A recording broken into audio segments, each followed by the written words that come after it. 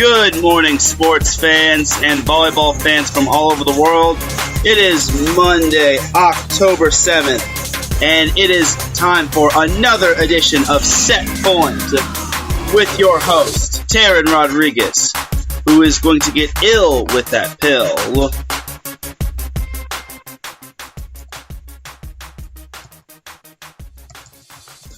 We have a lot of talk about today in regards to NCAA women's volleyball. We have some upsets that brewed last week. Got a lot of parity all over the place. And soon the NCAA women's volleyball Division I rankings will be coming out soon. I already know who number one is going to be, being Baylor. But it's great to be back here for another edition of Set Point with your boy Teran Rodriguez. And if you're listening right now on this Monday morning, you deserve a round of applause. I'm going to hit that applause button if you're tuning in. Thank you all for tuning in. And to those that are subscribed to IE Sports Radio and that have listened to all the shows and that are pretty much just tuning into everything that's possible on IE Sports Radio, thank you for all your support of IE Sports Radio. We definitely appreciate it. And hopefully we won't have any problems like I did last week. Hopefully no technical difficulties. But without any further delay, let's get it going. All right, so we're gonna jump. There were a lot of upsets in regards to the NCAA women's volleyball teams that faced each other last week. But we're going to jump into the SEC. The SEC this year has been one of the more crazier rankings. You know, first place is Kentucky, that's 4-0 and 11-4, followed by Ole Miss, who is 3-0. Then Georgia is 3-1. Florida is 2-1. Missouri is 2-1. Texas A&M is 2-2. Alabama is 2-2. South Carolina is 2-2. LSU is 2-2. Tennessee is 2-2. Mississippi State is 0-4, but 11-5 overall. Arkansas is 0-3, and Auburn is 0-3. So yesterday, while everyone was watching their football, I tuned in for a little volleyball action between Kentucky and Florida. Number 12 Kentucky and number 15 Kentucky and number 12 Florida, where Kentucky managed to pull the upset against Florida, winning in 5 sets. First set was 25-12 in favor of Kentucky. Second set was 25-19 in favor of Florida. Third set was 25-22 Florida. Then 25-19 in the fourth set, which favored Kentucky. Then the fifth set was 15-8 in favor of Kentucky. As for some of the the match stats, the first set, it was all Kentucky for the most part. They hit 333 in that first set, and that's a really good hitting percentage to set the tone against an opponent like Florida. I've seen Florida play. They are really, really good. They've got some good hitters on their team, but they were held to only negative 138, having 10 hitting errors and 6 kills. So Kentucky deserves some mad props on that one. And then the second set, Kentucky goes cold and only hits 89, while Florida hits 195 with 13 kills and 5 errors.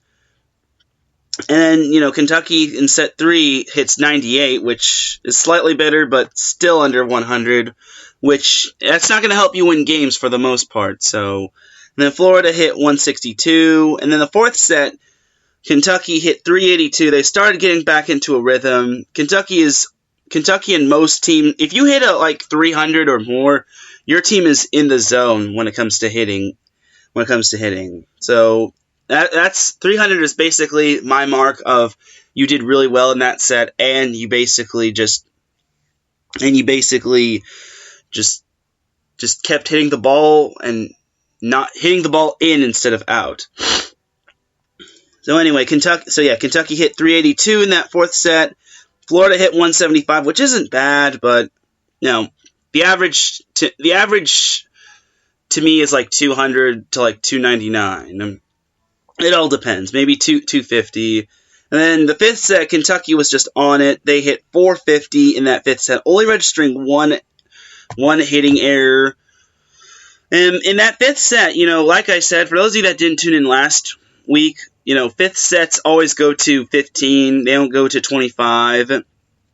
So the fifth set, it went to 15, and when you hit 450 and you have 10 kills, that's basically 2/3 of your. Well, first of all, Kentucky had 10 kills in the fifth set, and that's 2/3 of their points right there. So that's pretty amazing, and only one hitting error. Woo! That Kentucky team really brought it to Florida, and Florida hit 227. They had 7 kills and only 2 errors. Like I said, Florida has some really good hitters. I've seen Florida play a couple times, but yesterday it was Kentucky's time to shine. Believe it or not, Kentucky has won 28 SEC games dating back to last year, and they're 4-0 currently in the SEC. So that's pretty impressive by Kentucky. They're still one of the better contenders, and they're arguably the favorite to win it this year. Florida is definitely going to need to regroup. Is definitely going to need to regroup, considering that's a tough one to lose right there. But tomorrow, the sun still came up. Tomorrow's another day. They just can't look that far ahead to Kentucky. So statistically, the Florida kill leaders were Thayer Hall, who had 17 kills, Rachel Kramer had 16 kills, and Holly Carlton had 8 kills. Dig-wise, Allie Gregory had 19 kills. Allie Gregory had 20 digs. Thayer Hall had 19 digs, and then Paige Hammonds had 13 digs. So that was some solid stats. Thayer Hall is only being a sophomore. She's one of the better players in the NCAA, and in the SEC. So gotta tip my hat to her. As for Kentucky, they were led by Leah Edmond, who had 19 kills, Allie Stumler, who had 15 kills, and Leah Meyer, who had 11 kills. Dig-wise, Gabby Curry, I'm not related to Steph Curry, had 22 digs. Stumler had 14 digs, and then Leah Edmond had 12 digs. Block-wise, Meyer had 7 blocks, which is definitely a huge plus for your defense. Florida actually outblocked Kentucky 16-10. Their block leader was Lauren Dooley, who had 7 blocks. Thayer Hall had 4 blocks, and Marley Monserez had 5 blocks. So statistically, Florida did outblock them, but Kentucky just did, for the most part, just did everything correct. Their hitting percentage was .237, and that's pretty good. That's pretty good if you ask me. .237, it's not bad. I said 300 is basically my zone that I like that you are impressive against. But against Florida, they are a good blocking team. Like Rachel Kramer, I believe, is like 6'8", 6'7", 6'8". So she's tough to get around. Thayer Hall's like 6'4", 6'5", and Florida's a good blocking team. They block really well. So you have to do a lot in order to get that ball to land on their side of the floor. So Florida only hit 130 the entire match. They did outdig Kentucky 77-74. Like I said, block-wise, ace-wise, they out-aced them 5-4. So for the most part, Florida statistically did do everything correct in that match. It's just that Kentucky found ways to just work around that and to just get the win. Conference play is just so tough. Like there's a lot of parity going on, and especially in that conference. Like even some of the not so better teams are doing good in that conference. Like Ole Miss, I didn't expect to be 11-3. Georgia, I've seen them play.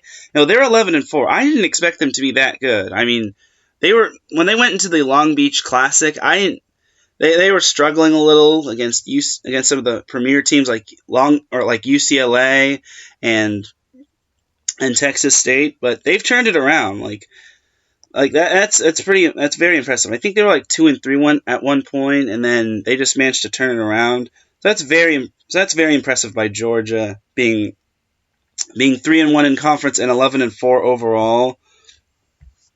So hopefully Georgia can continue to get the job done. And even like teams like Mississippi State have drastically improved. But the question is, can they catch up? And Alabama's still up there. Texas A&M is up there. Missouri is 10-3. So this league has a lot of teams that have improved. And you still have Florida, who's arguably still one of the favorites to win. So we'll see what happens in the SEC. But Kentucky is still ruling that conference like nobody's business. So that's still pretty impressive. But overall, Kentucky will we'll see what they can do in terms of possibly having a deep run into the NCAA tournament. I mean, can they keep this up? I think they can.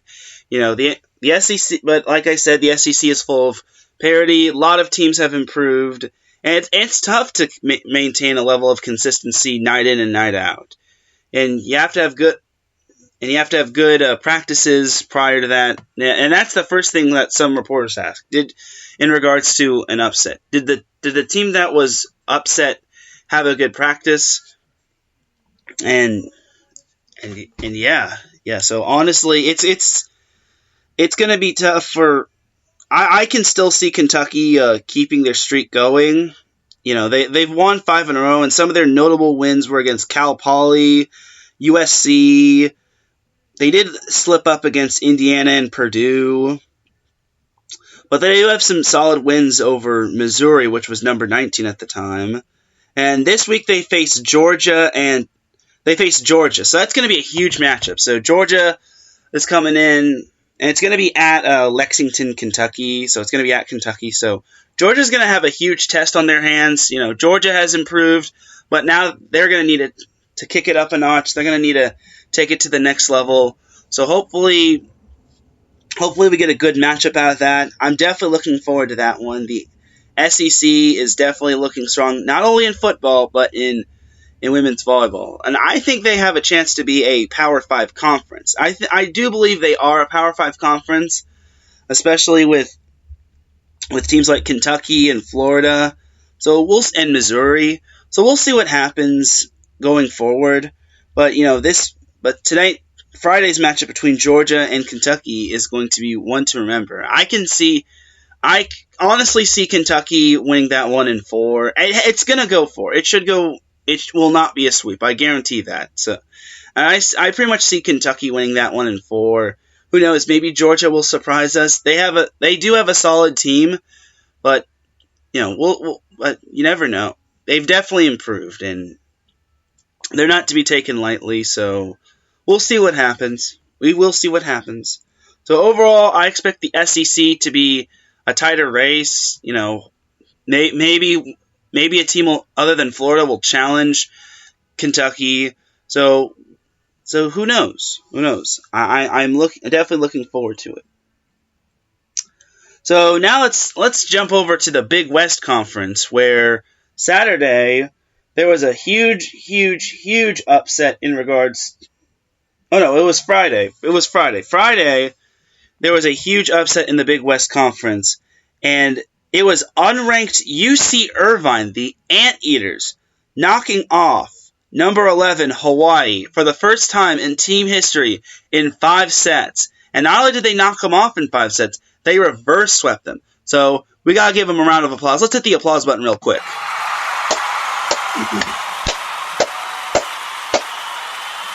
Yeah.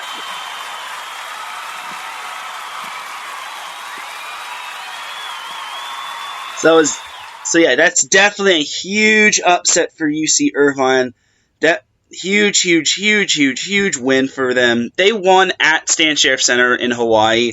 So that's definitely, and like I said last week, Stan Sheriff Center is not an easy place to win at, considering Stan Sheriff Center has a lot of Hawaii fans, and there were 6,000 616 people in attendance of that match. So I'm pretty sure like 95% of those people were like Hawaii fans, and Hawaii has like some passionate volleyball fans. So I have some passionate fans overall as well. Hawaii has a tight knit college and a tight knit community, so that's huge for UC Irvine to get a win.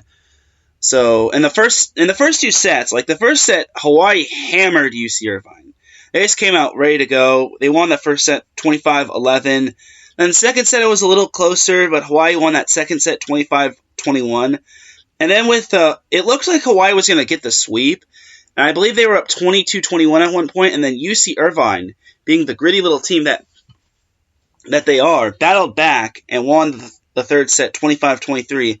Then the fourth set, UC Irvine just turned on the Jets. They won set 4 25-16. The fifth set, UC Irvine actually led for the most part, but then Hawaii came back trying to pull some sort of upset, trying to avoid the upset and trying to avoid the reverse sweep. Came back to tie the score, I believe. And then UC Irvine just came back, won the next 2 points, and then the celebration was on. Winner, Hawaiian chicken dinner for UC Irvine. Once again, that's a huge win for UC Irvine. It's UC Irvine's first ever victory over Hawaii in team history. And to win on the road when you're down 2-0 is huge. But for Hawaii, you kind of have to wonder. That's a game you should have definitely won. So, again, there's a lot of parity going on. The Big West Conference isn't really a Power 5 conference, but there's a lot of parity going on in that conference for the most part. There have been a lot of teams, a lot of the favorite teams have almost been knocked off. Like UCSB in the first week of conference play had to go 5 with CSUN, Cal State Northridge. So Hawaii doesn't have too much to be worried about, except they can still win the conference with just one loss. But now they gotta realize they're not invincible. They definitely gotta come back at it harder, better, faster, stronger. So stat wise, UC Irvine outblocked Hawaii 8-6. Hawaii out-aced UC Irvine 10-6, which isn't a surprise.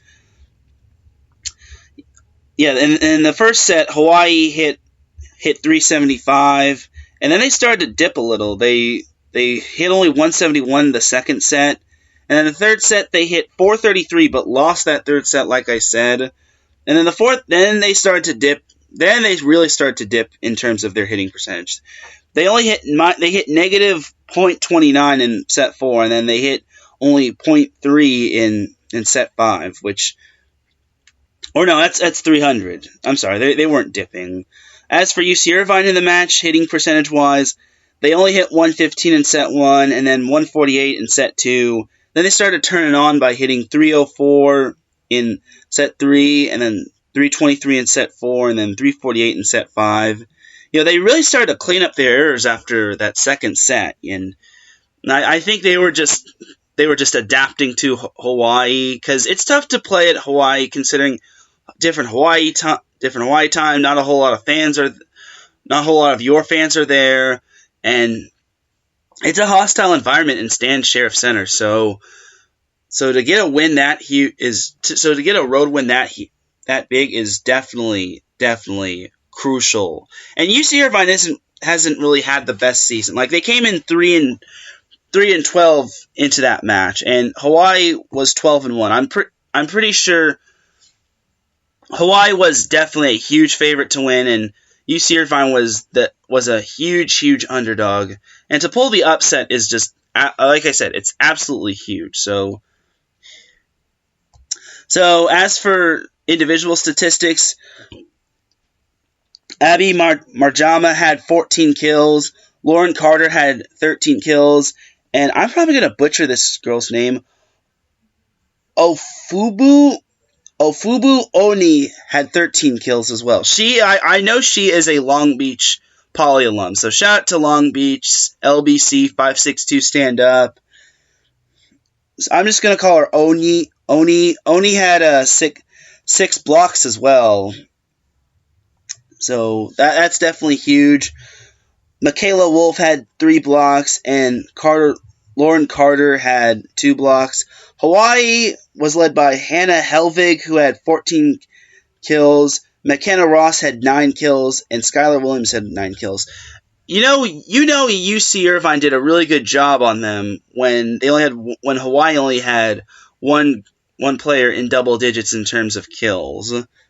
So ace-wise, Noreen Iozia, she had a monster night in terms of serving. She is probably arguably the best server in maybe in the NCAA. And if you've seen Noreen Iozia serve, she serves like a freaking cannon. Her top spin serve is just amazing, and most teams are not ready for that serve.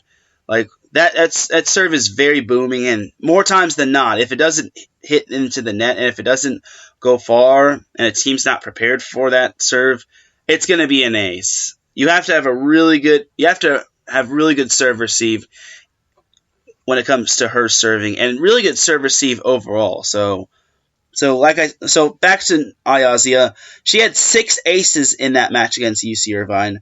Riley Wagner had 2 aces, and then Brooke Van Sickle had one ace. Block-wise, they weren't really too big on blocks. They had 3 blocks from Amber Igaide. I'm probably butchering that name. Skylar Williams had 2 blocks, and then Riley Wagner had 2 blocks. Dig-wise, Iozia had 10 digs, Riley Wagner had 10 digs, and McKenna Ross had 9 digs. Dig-wise for UC Irvine, Kelly Negrin had 15 digs, Aaron Alonso had 7 digs, and then Chloe Owens had 5 digs. So once again, that's a huge win for UC Irvine.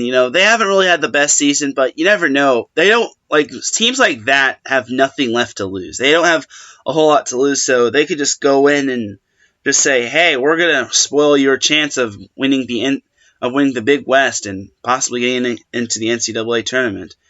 But I can see Hawaii still going to the big dance. You never know. I don't think this one loss is going to diminish them all that much. But it is a huge loss in terms of Big West Conference play, because now Hawaii is in 3rd place, while Cal Poly and UC Santa Barbara are still tied for 1st. Cal Poly also had to go 5 with UC Davis on Saturday, but they were able to get the win. But that just goes to show you that the Big West is also full of parity.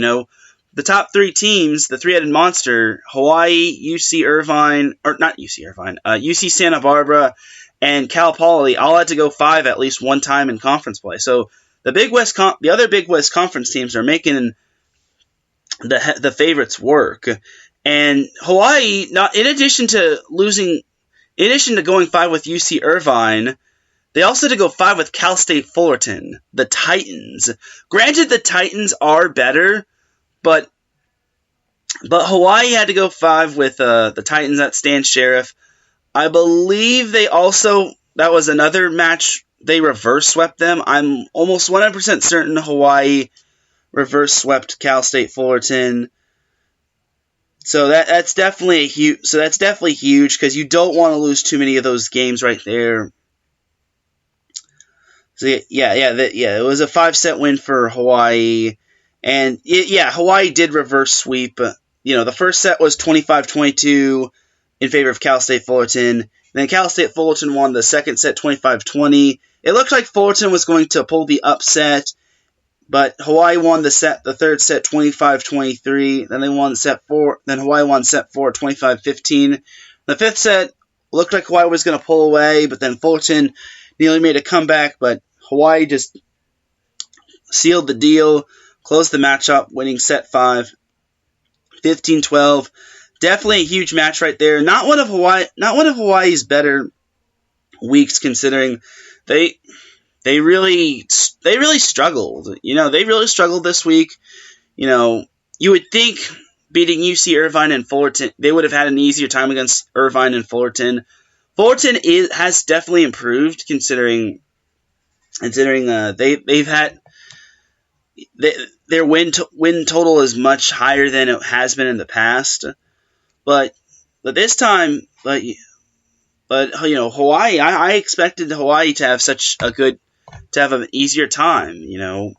Statistic wise, both teams had 5 aces. Hawaii out hit Fullerton 154 to 109. That's a pretty sloppy night in terms of hitting. I like I said, 200 is pretty much the relief zone, and then 300 is where you were on all night. Dig wise, Fullerton outdug Hawaii 107-106. That's a really high number. That's kind of like Madden stats right there. Block wise, Hawaii outblocked Fullerton 14-9. And that's huge. And Noreen Iazia, she flirted with a triple double. She had 9 kills, 26 assists, and 17 digs. It looks like Hawaii was when I saw that match, I saw that Hawaii was in a 6-2 because they utilized 2 centers with Bailey Choi and Noreen Iazia. Noreen also can play on the right side as well. That just makes her just such a really good player. And her little sister is going to University of Texas as well. So big shout out to the Iazia family. Definitely, shout out to Redondo Union, Redondo Beach. Definitely a hotbed for talented women's volleyball players. But back to the Hawaii Fullerton match. Julia Crawford had 20 kills. Haley Carmo had 7 kills. Tyler Fezzi had 12 kills. And Noreen Iazia kind of cooled off in terms of aces. She had only 2 aces. She didn't really have. That really isn't really her best serving night, but it really isn't her worst serving night.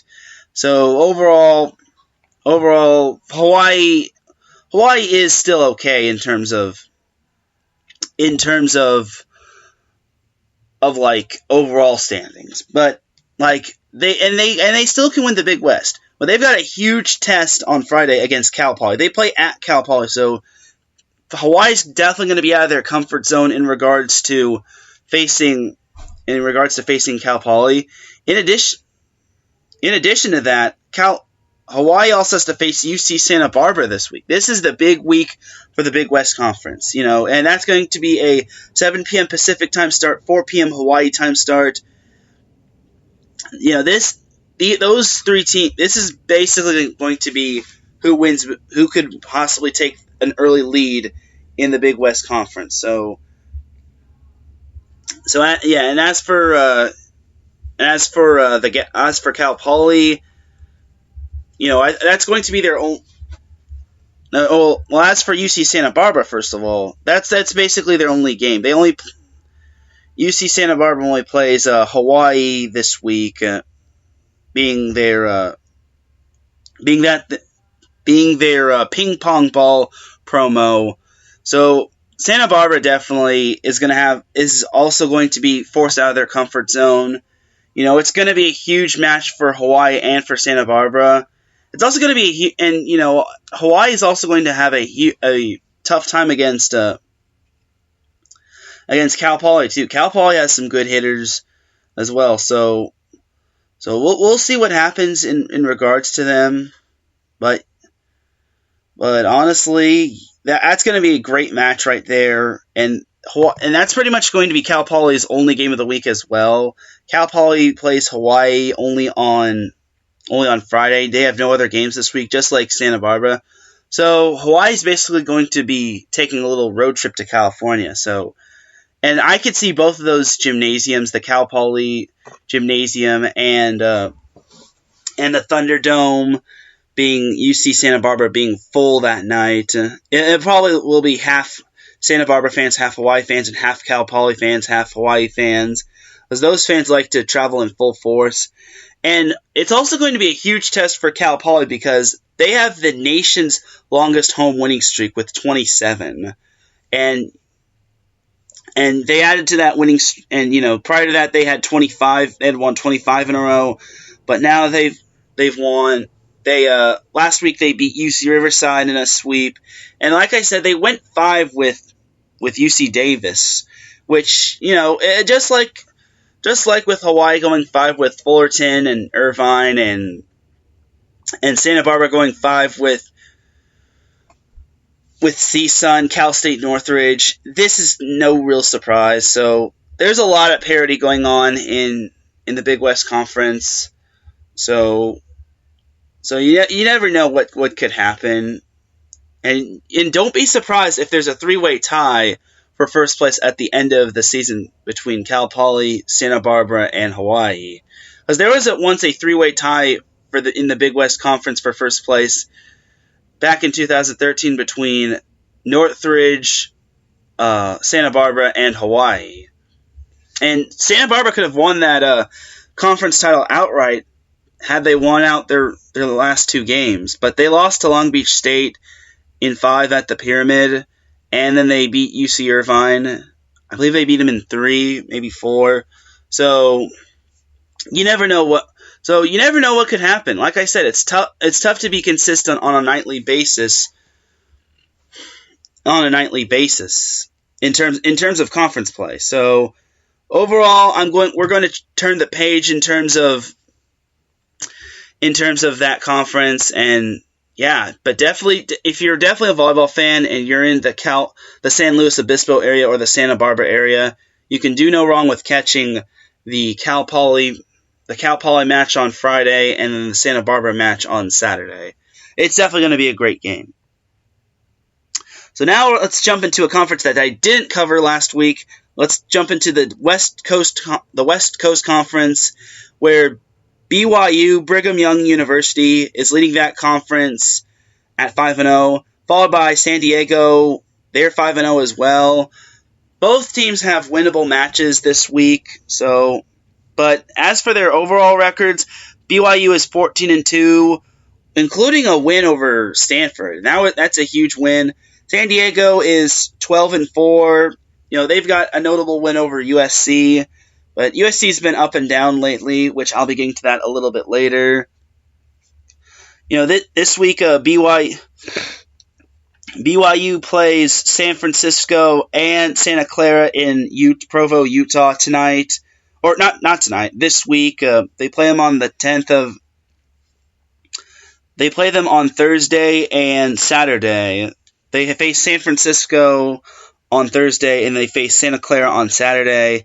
Both those games are going to be in Utah. San Diego, on the other hand, faces Santa Clara on Thursday at San Diego, and then they face San Francisco on Saturday. Both those games are going to be at San Diego, so San Francisco and Santa Clara are both going to be traveling this week. And it's going to be tough for those teams to pull an upset against those two talented teams. But San Diego did have to go 4 with Pacific. They won at Pacific. Tough place to win at as well. But I think I saw a little bit of the San Diego match. San Diego has some good players, such as like Katie Lukes on the outside. Anna Newsom has been good at setter. One freshman who has stepped up her gameplay is Grace Froling. I believe she's like 6'6".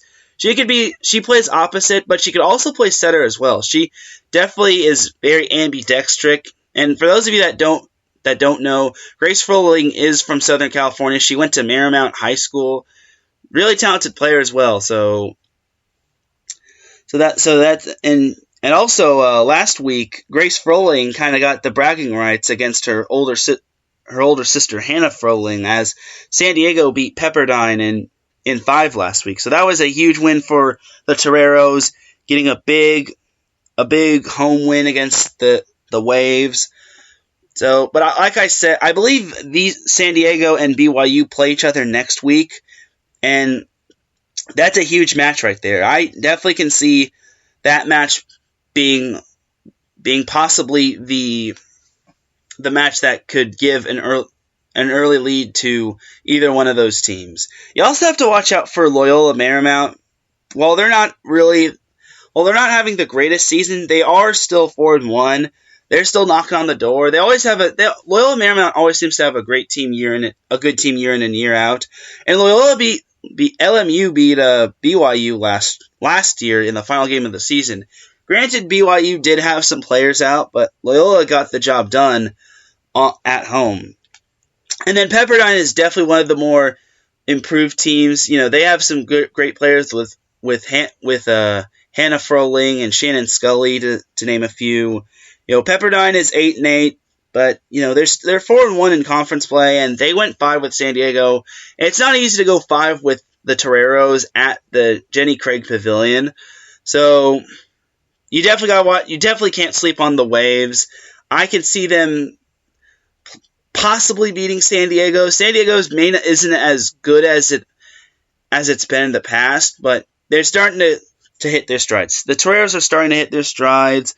The Toreros have won. Looks like they've won 9 in a row. Yeah, they've won.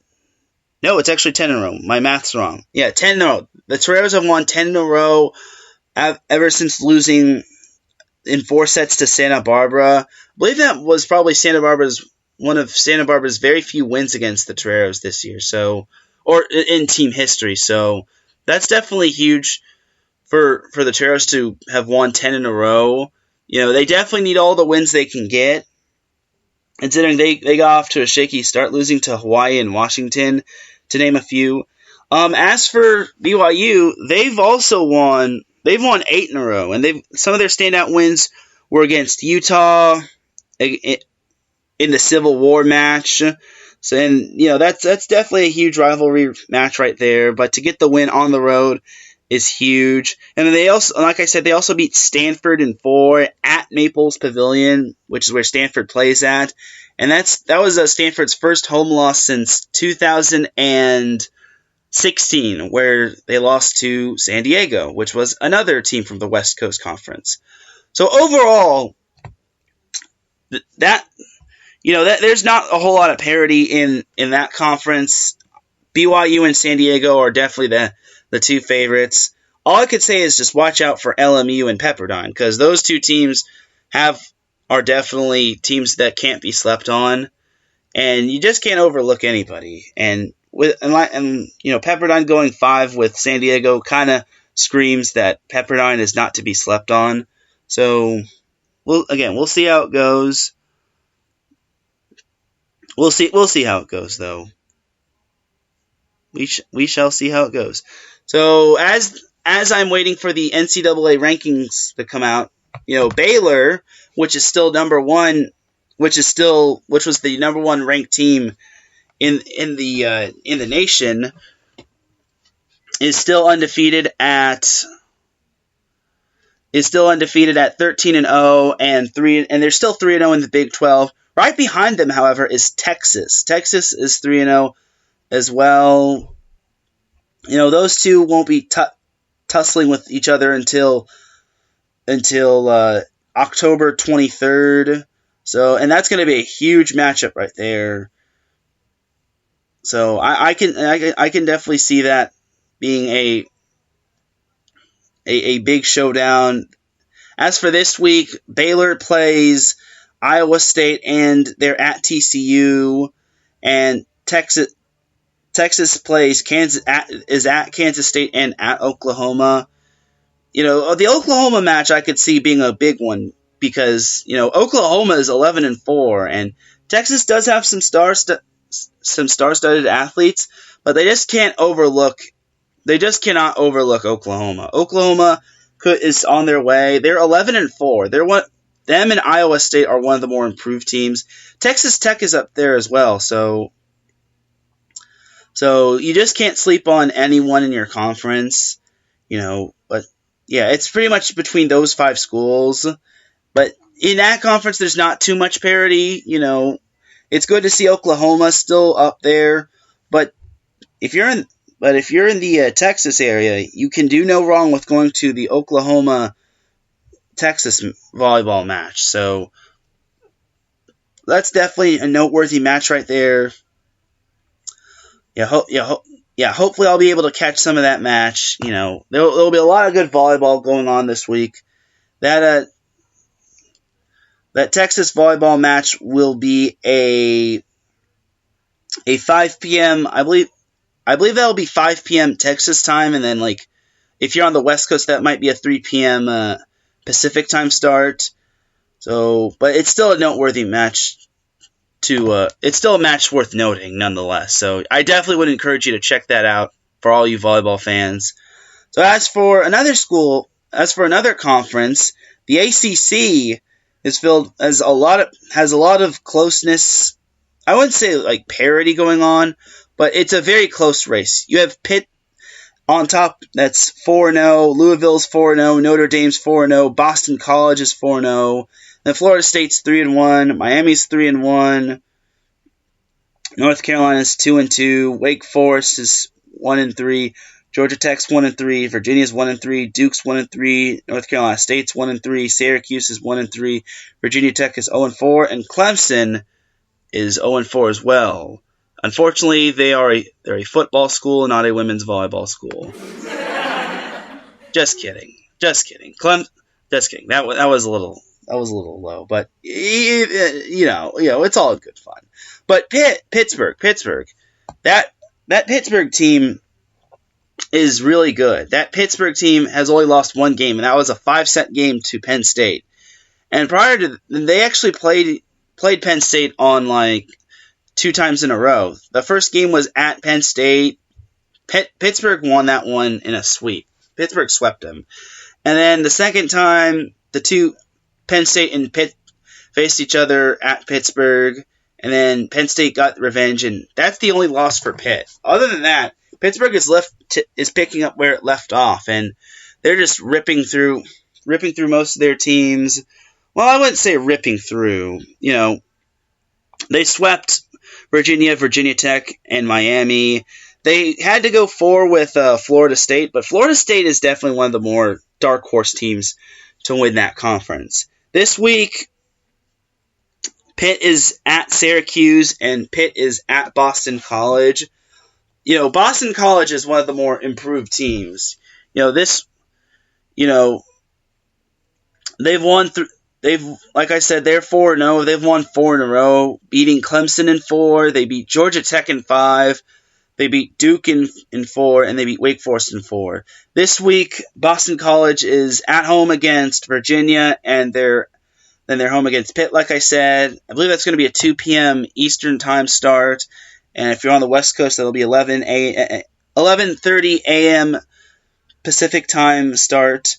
Boston College, let me tell you, this is your chance to prove yourself. You want respect in the ACC.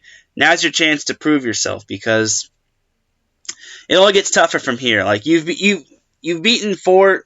You're 4-0, but some of those teams aren't really worth noting, honestly. I mean, Duke is 1-3, and you had to go 4 with them. Georgia Tech is 1-3. Wake Forest is 1-3, Georgia Tech's 1-3, Duke's 1-3, and then Clemson is 0-4. So while Boston College is 4-0 in their conference, consider this: those teams have only accumulated one conference win. Have either accumulated no more than one conference win, and then when they face Virginia, that's also going to be another 1-3 team. So that could be a false hope game. Boston College, the Eagles definitely need to be on their P's and Q's against Pitt. Otherwise, it's going to be a sweep. I definitely think Pitt can win that match at Boston College. Pitt has definitely impressed me this year with some standout victories against like Penn State and stuff, to name a few. But and I believe that was their first win over Penn State in team history as well. I'd have to double check that, but I'm pretty sure that's one of the few wins against Penn State they've had in quite a while. So it's one of the few times they've beaten Penn State. Probably the first time in quite some time. So I'd have to double check that, but I'm pretty sure Pitt hasn't really had much luck against the Nittany Lions. But then again, most teams haven't as well. So as for Louisville, they're 4-0. They face Duke and Wake Forest. Both those games are road games. I could see Louisville winning those two games. They did sweep Clemson and Georgia Tech, but they had to go 5 with North Carolina State, and then they had to go 4 with North Carolina. They're still 4-0, but their schedule's about to pick up as well. So Louisville better enjoy beating some of the lower conference teams as possible. But we'll see what happens. We'll see what happens. And then Notre Dame is also a team to watch for as well. Notre Dame is not to be slept on. They definitely have a solid team. I wouldn't be surprised if they challenged Pitt or some of the other, or they made quite a bit of a run in terms of the ACC. In terms of the ACC, but we'll see what happens with Notre Dame. Overall, this conference is still in its early stages, and it's still tight for the most part. And Wake Forest has improved. They are 11-4. Three of their overall losses are in conference. But we'll see. But we'll see what happens. You never know which team can play spoiler. Looking at Notre Dame's schedule, they have a really good win over Purdue, which was number 18 at the time. They have also another good win over Michigan. Michigan did get one back against them, but as for them this week, Notre Dame plays Wake Forest and Duke. They should win that. They should win those two. After this week, when they face Louisville, that's going to be a tough one. And then, then they've got Pitt in 2 more weeks. So Notre Dame can't be getting all fat and lazy like that. That's my job, to get fat and lazy. Just kidding. I'm not getting fat and lazy. But chances are that conference could be a dogfight for first place. We'll see how it goes, but I could see Pitt just coming out on top. I think Pitt is the class of the ACC until Boston College, Notre Dame, or Louisville knock them off their perch. Boston College is one of the more improved teams, as they are. I believe they were ranked in the last poll. I have to check the next. I believe the next poll will be coming out pretty soon. Pretty soon, being which is not right now. The new rankings have not been released, but that's all right. So now let's jump into the Big Ten, where there's quite a bit of parity going on. Where there was a lot of parity going on this last week. With Wisconsin pulling off 2 big wins.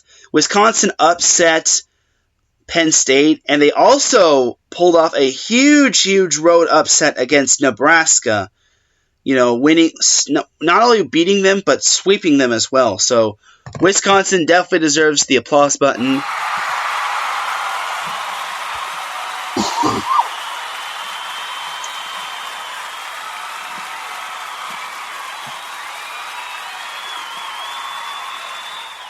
So yeah, definitely a huge round of applause for Wisconsin.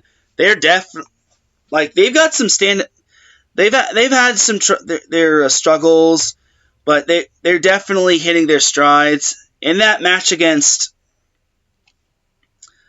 Nebraska, they won. Like I said, they swept them. They swept them at Nebraska, which is huge. Nebraska is not an easy place to win at, and that's only Nebraska's second loss. Nebraska's other loss came against Stanford, which was a 4-set win, but I didn't think Nebraska was actually going to lose that one. I thought Nebraska was going to beat them in at least 4, maybe in a sweep as well. But honestly, looking at the stats, Nebraska actually had a good hitting percentage. They hit .336, and that's complimentary to one of Nebraska's players being Lexi Sun. Lexi Sun had 15 kills, and for those of you that don't know who Lexi Sun is, she is friggin' tall. I believe she's 6'7", 6'7" on a good day. She's probably like 7 feet on an even better day, and when she's jumping, and she's definitely one of the more remarkable players for the Cornhuskers. Jazz Sweet also had a pretty good game with 13 kills. Then Maddie Kubik had 9 kills. In turn for the Badgers for Wisconsin, Molly Haggerty had 11 kills. Dana Redke had 10 kills, and Danielle Hart had 10 kills as well. Nebraska. One thing that Nebraska didn't do is that they didn't get an ace, which was kind of surprising. I mean, that's what happens when there's a 3-set match. There's probably not a whole lot of aces, but Wisconsin did register 3 aces. One coming from Redke, one coming from Haggerty, and one coming from Tiffany Clark. So, and in terms of dig-wise, Tiffany Clark had 10 kills. Izzy Ashburn had Tiffany Clark had 10 digs. Izzy Ashburn had 7 digs. And then Lauren Barnes had 4 digs. Maddie Kubik had 10 digs. Kenzie Knuckles had 10 digs. And Lexi Sun had 5 digs. So, but Wisconsin hit 376, which was definitely huge. They even hit a blistering 517 in set 2, registering 10 kills and only 2 errors. Those are pretty much what I call Madden numbers, as Larry B once put it in last week's episode of The Defining Moment. But yeah, that 517, those are like Madden numbers right there. And Nebraska also hit 424 in that second set as well. So that's a pretty high hitting percentage as well. And despite losing the first set, Nebraska hit 317 as opposed to Wisconsin's 293. Still some high hitting numbers in terms of hitting percentage, but surprised to see Nebraska hitting those high percentages like that. Well, except for set 3, which they hit 273, and then losing. Like I said, for the match, Nebraska only hit 336, while Wisconsin hit 376. And they only had 9 hitting errors on the night, so that's huge right there. Both teams were equal in blocks, and Nebraska outdug Wisconsin by 3, 39-36. Like I said, stats like that are low considering it was a 3-set match. It's not like it was a 4-set or 5-set match. So, but that's definitely a huge win for Wisconsin. And another win was beating number 5 Penn State in 4 sets, and that was also another huge win. There were 7,052 people at that match. That's huge numbers right there. That's definitely big numbers right there in terms of attendance. In that match, Wisconsin served the lights out. They served Penn State off the floor. Out 8 service acing them 7-1. Dig wise, Wisconsin got the better of them in dig 64-48. Block wise, they outblocked them 10-8. And in terms of hitting percentage, Wisconsin had a 310 hitting percentage, while Penn State only had 167. Penn State had a pretty good hitting percentage in the first set, hitting 250. And then the second set, despite losing that second set, Penn State hit 357, which is huge. And they only had 3 hitting errors as well.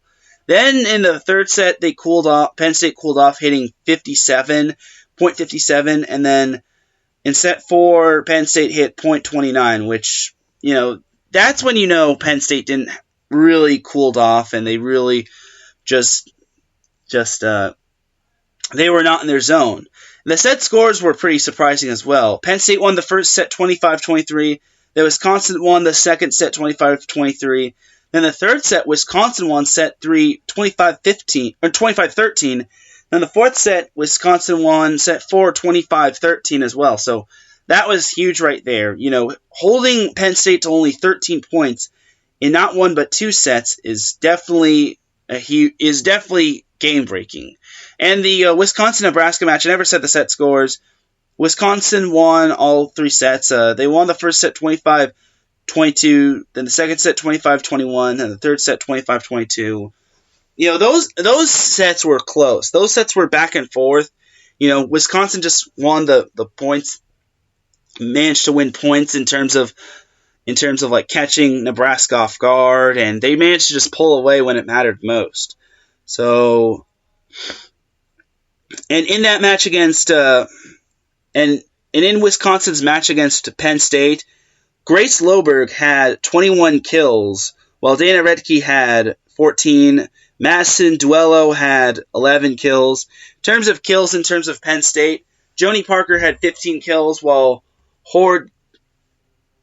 Caitlin Horde had 10 kills. And then Allison Cathy had 10 kills as well. So, and in terms of aces, Sydney Hilly had 3 aces. Lauren Barnes had 2 aces. And then Molly Haggerty had 1 ace. And in terms of digs, Izzy Ashburn had 12 digs. Tiffany Clark had 12 digs. Sydney Hilly had 10 digs. And then in terms of digs, in terms of Penn State, Kendall White had 16 digs. Gabby Blossom had 10 digs. And then Keaton Holcomb had 6 digs.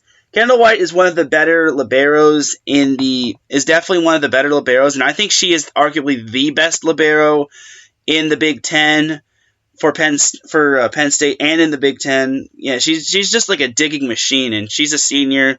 She's definitely stepping up, and I'm pretty sure, I'm almost certain she was an All-American last year. If not, matter of fact, she was an All-American. So she's definitely a talent at the libero position. And like I said, a libero is arguably the second toughest position to play in volleyball, considering you're not hitting the ball, you're basically preventing it from touching the ground in terms of like serving or whenever the other team attempts to hit it. And as the libero, you're basically chasing after the ball and making sure it doesn't touch the ground. And it can be tough because some serves come at like maybe like 40, 50, 60 miles per hour, and then kills are probably coming in maybe even faster than that. And then you have to have and you have to basically like be ready and be prepared. And it's not just like the fast-paced kills. It's basically like all kills in general, like tip kills, roll shots, or off-speed kills, as many like to call them. So for Kendall White, she basically has my tip of the cap. But Wisconsin, man, woo, Wisconsin. Let me tell you, they're kind of my team of the week right there, considering they pulled off not one but 2 upsets, and they pulled off beating number 2 Wisconsin on the road, like I said. And Wisconsin has a lot of passionate women's volleyball fans. As for their stat leaders, Dana Redke, a junior middle blocker, leads the team with 167 digs. Danielle Hart, who is a redshirt sophomore middle blocker, has 156 kills. Molly Haggerty, a redshirt junior, has 140 digs. Grace Loberg, who is a junior outside hitter, has 139 kills. Dana Redke has a hitting percentage of .326, which is definitely really good. And best part is, those players are all underclassmen. They're not going anywhere. They're going to be back next year. And Wisconsin, they're looking deadly this year. They're looking good this year. If Wisconsin does play their cards right, they could have a deep run in the NCAA tournament, and they could possibly win the Big Ten. Because again, there's a lot of parity going on as of late in regards to some of these conferences. But now Wisconsin gets a huge, huge, huge test this week. They do play. Well, first of all, they play at Northwestern on Wednesday, but then they also face number 7 Minnesota. Minnesota is also undefeated in the Big Ten Conference. They are right behind. They are literally right behind. Well, they're technically on top of the Big Ten Conference standings with a 4-0 overall record, and they're 10-2 overall. Or no, 4-0 conference record and 10-2 overall record. And Minnesota Minnesota has had a bit of a good story as of late. They started 1-2, losing to unranked Florida State, but now they've won. Which one of those losses did include a loss to the unranked Florida State, but now they've won 9 in a row, which even included beating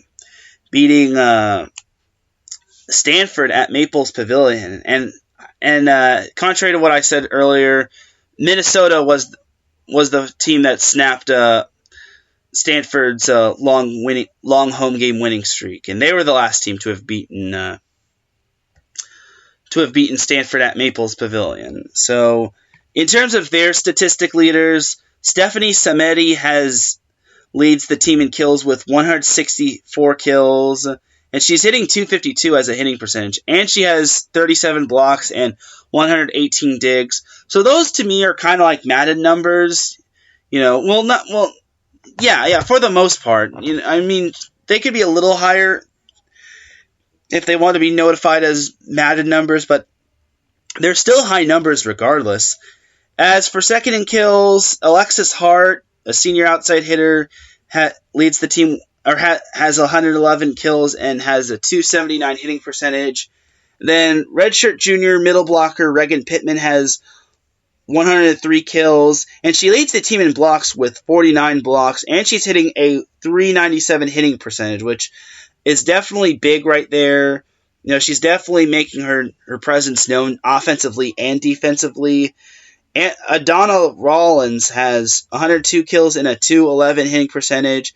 And then redshirt senior Taylor Morgan has 98 kills, a hitting percentage of .406, and 41 blocks. And digging wise, Minnesota is led by sophomore libero / defensive specialist CeCe McGraw, who has 137 digs, while freshman libero / defensive specialist Rachel Kilkelly has 107 digs. So that's definitely big for Minnesota. Minnesota's definitely turned the ship around. They're definitely making me eat my words, and all I gotta say is yummy. Minnesota has definitely turned it around after their 1-2 start, and I can definitely see Minnesota giving Wisconsin a battle, and and they also have another big game against Illinois on Wednesday. They have 2 road games, being at Illinois on Wednesday and at Wisconsin Sunday.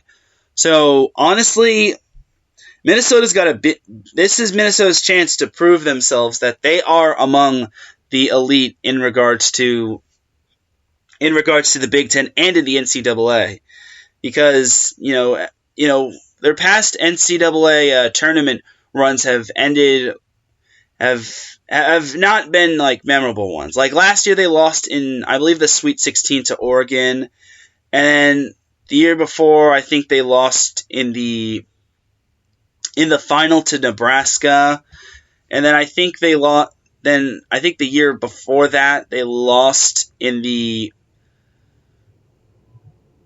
and then the year before they lost in the final to Stanford. So definitely Minnesota's out to shut their doubters up like me. I'm just kidding. I'm not doubting Minnesota, but early on I was doubting them, saying that they're one of the more overhyped teams. But I think Minnesota's definitely hitting their strides, which is definitely a good thing.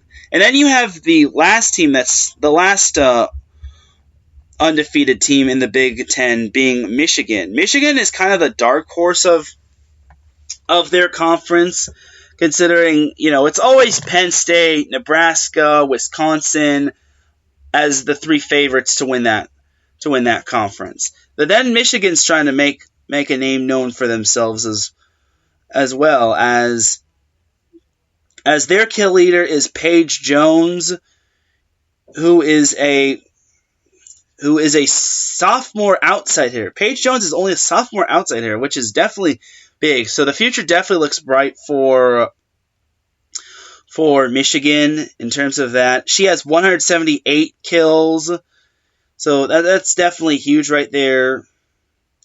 And And then in terms of and then second on the team in kills is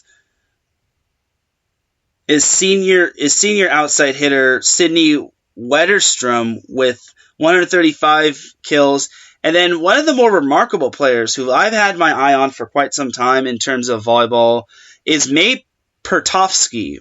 And for those of you that don't know who she is a Southern California product as well, coming from Sierra Canyon.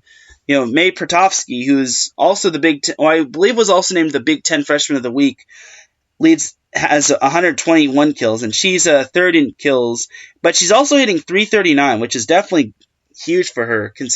And she has she has a really good serve. Her serve is like a speeding bullet. Like if you're not, like I said, in terms of Noreen Ayazia, if you're not ready for that serve, if you're not ready for a speeding bullet serve, that's more than likely going to be an ace, or it's going to deflect off you and hit the ground, and that's still going to be an ace. So Pertovsky is definitely making her presence known at Michigan, so that definitely deserves some applause on that one.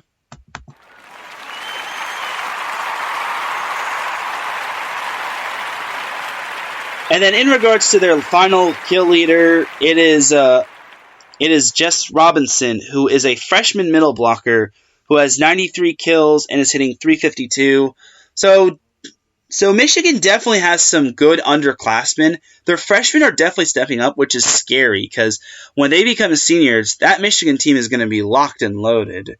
And the more Michigan wins, the more players will want to come to Michigan. Their recruiting class is going to be so great going forward in regards to the near future. And that definitely says a lot about Michigan. It's definitely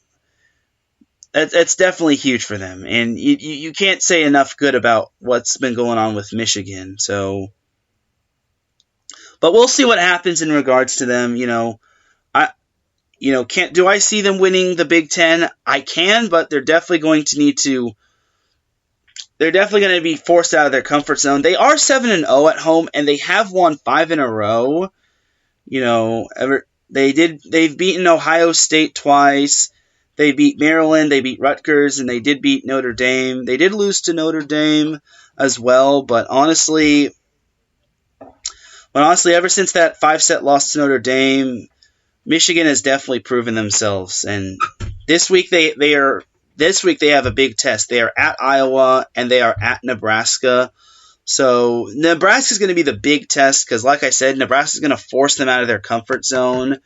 And Michigan, being a young team with their underclassmen, is going to need to go up against some talented players such as Lexi Sun and Jazz Sweet, to name a few. And Nebraska and John Cook is definitely going to whip up something really good in regards to that Nebraska-Michigan game. So we'll see what happens in that game. That's definitely another noteworthy game to watch for.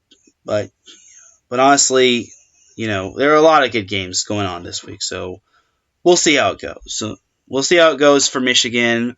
Will they be? I honestly see Nebraska winning that game, but stranger things have happened going forward. So we'll see. So our last topic, so the last conference I'm going to be touching base on will be the Pac-12. This one has a lot of parity going on in it, as Cal, Stanford, Utah, and UCLA are all tied for first in that conference. UCLA did suffer their first conference loss of the season, losing to Washington in 4 sets. But honestly, Washington needed a little bit of a wake-up call, because for those of you that don't know, Washington did beat Stanford last week, but this week Washington split their games. They did lose to USC. Like I said, I'm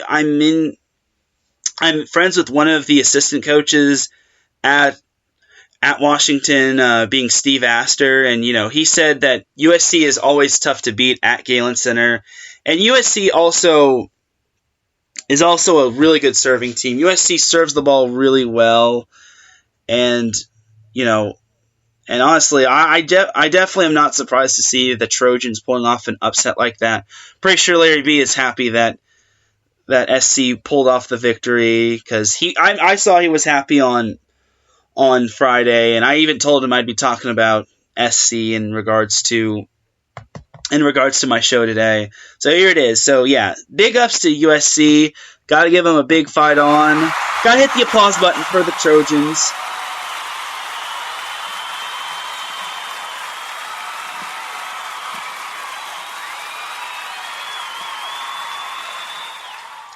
So yeah, in regards to that, in regards to that, Washington did have a slip up against USC, but they rebounded against UCLA at the Pauley Pavilion. USC, on the other hand, they did beat Washington, they did lose to Washington State in a 5-set thriller. USC was down 2-0 in the match. They managed to win set 3 and set 4. And then it was close throughout set 5, but then the Trojans unfortunately just ran out of gas as the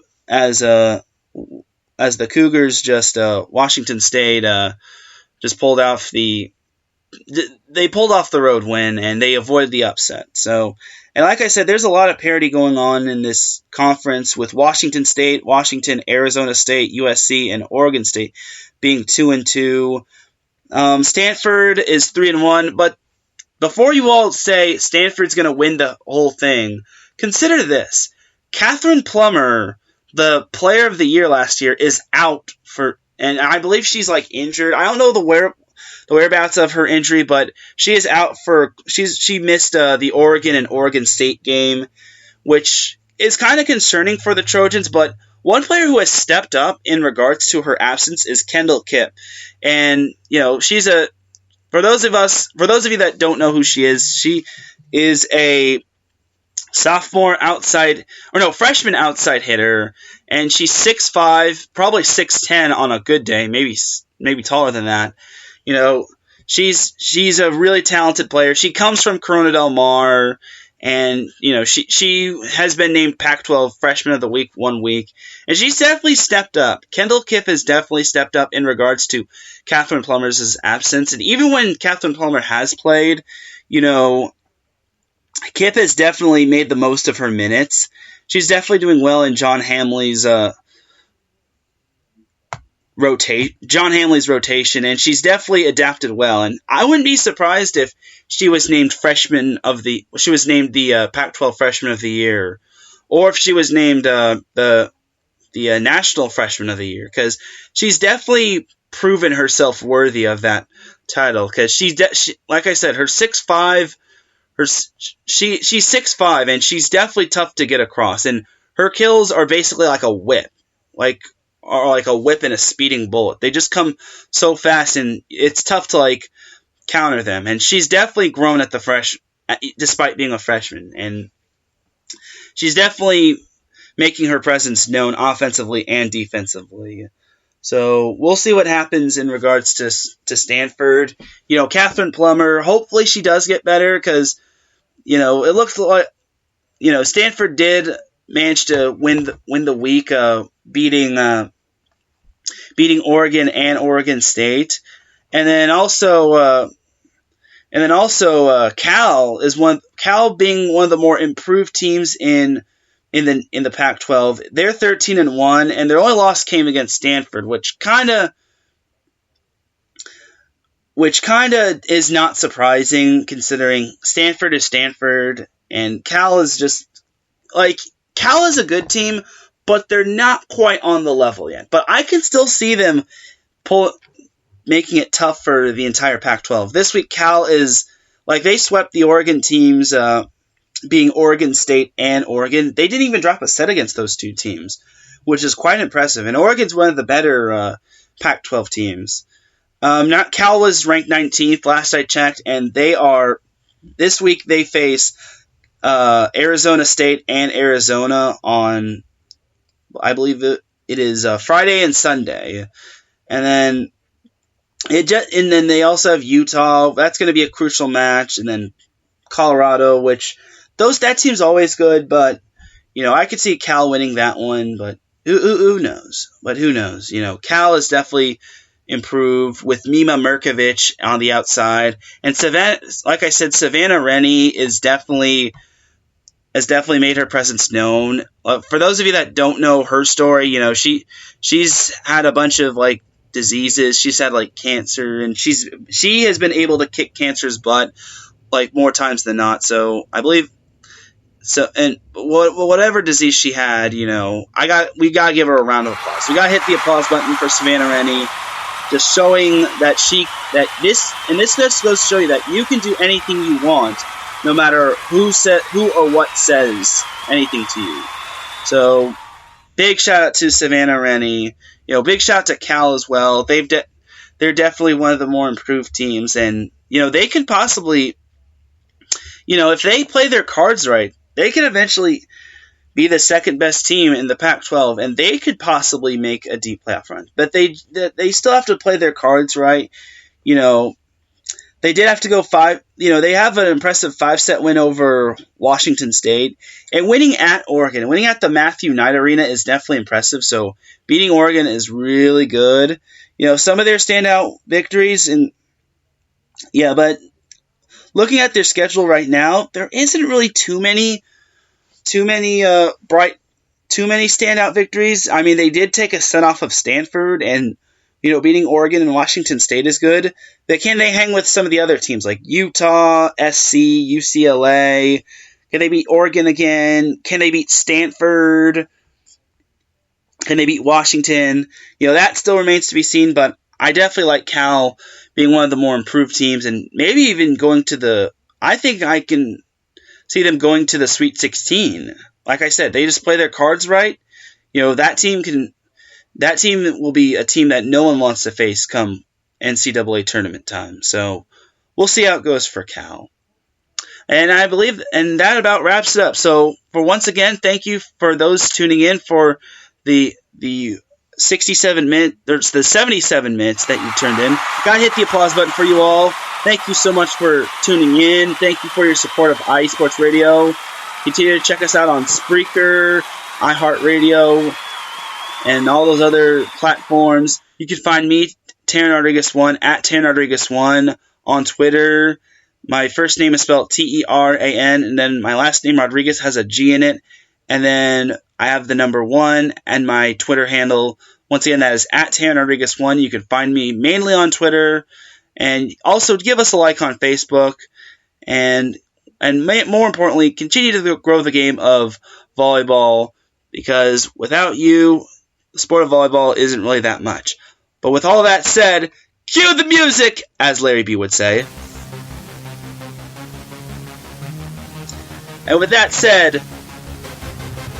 that said, I'd like to thank you all once again for tuning in, and I will see you all next week for another edition of Set Point. Have a great week, and as always, as Larry B would say, God bless.